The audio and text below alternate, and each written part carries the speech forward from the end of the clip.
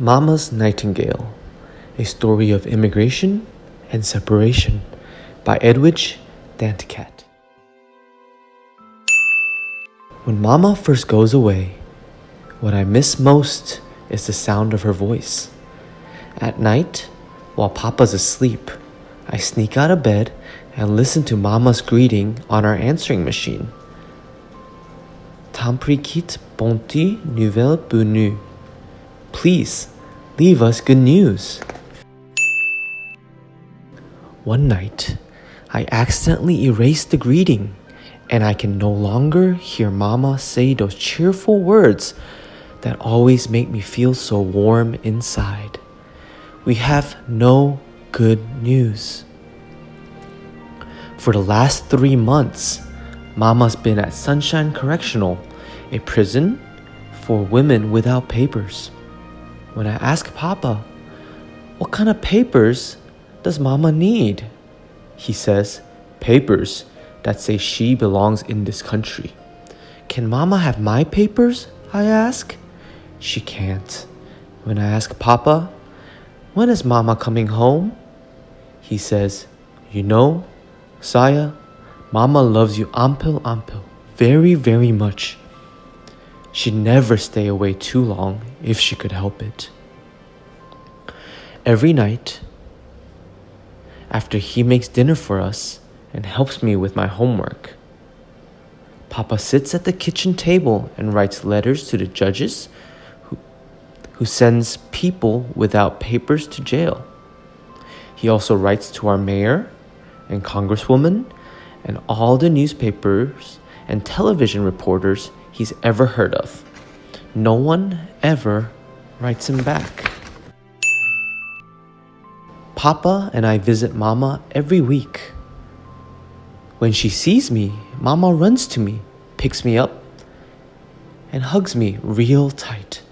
I miss you, Wazzle, Mama says, while pretending to bite my cheeks. Wazzle is Mama's nickname for me. In Mama's Haitian stories, a Wazzle is a beautiful nightingale who loves the taste of a sweet cottony fruit called a soursop, just like I do. The Wazzle also keeps mean old witches from eating little children by distracting them with her beautiful song. Mama leans over and hums the Wazzle song in my ear. The melody is as soft as Mama's touch and as sweet as a real soursop. When Mama stops humming, she asks me about school and whether Papa and I are taking good care of each other. I sit on her lap and breathe in the smell of a coconut pomade in her hair as she and Papa talk. Gotta go, folks, one of the guards says when it's time to take Mama away. I kick and I scream and I beg her. I beg to stay with her. Tears run down Mama's face as she's led away. The 2 guards on either side of her give me a very stern looks. One of them tells Papa not to bring me again until I can behave myself. In the car on the way home, I miss Mama so much, my belly aches. I fall asleep and dream of the visit. Except in my dream, Mama comes home with Papa and me. A few days later, a package arrives in the mail from Mama. In the envelope is a letter for Papa, and for me a cassette with a card that says, Yon histoire dodo pour Saya, a bedtime story for Saya. That night, Papa tucks me in and puts his old tape recorder by my bed. It's exactly like the one he brought to Mama when she was first taken to jail. He pushes the play button and tiptoes out of my room. Suddenly, the room is filled with Mama's wind chime voice, singing about the soursop and the nightingale. At the end of the song, Mama tells me a new bedtime story. One she made up herself. It's about a mommy nightingale who goes on a very long journey and is looking for a rainbow trail in the sky so she can return home to her baby nightingale. I close my eyes and imagine Mama lying next to me as she leans in to whisper the nightingale's story in my ear. I imagine Mama tucking me in, kissing me goodnight, then going to sleep in the next room with Papa. The next time we visit Mama, I do my best not to cry. I sit on her lap and I kiss her whole face. I don't ask when she's coming home because she doesn't know either. After that visit, a new tape with a new story arrives at the house every week. Sometimes the stories are as sad as melted ice cream. Other times, they are as happy as a whole day at the beach. One day, I sit next to Papa while he is writing one of his many long letters. We listen to Mama's voice together. When the room is quiet again, I ask Papa, "When is Mama coming home?"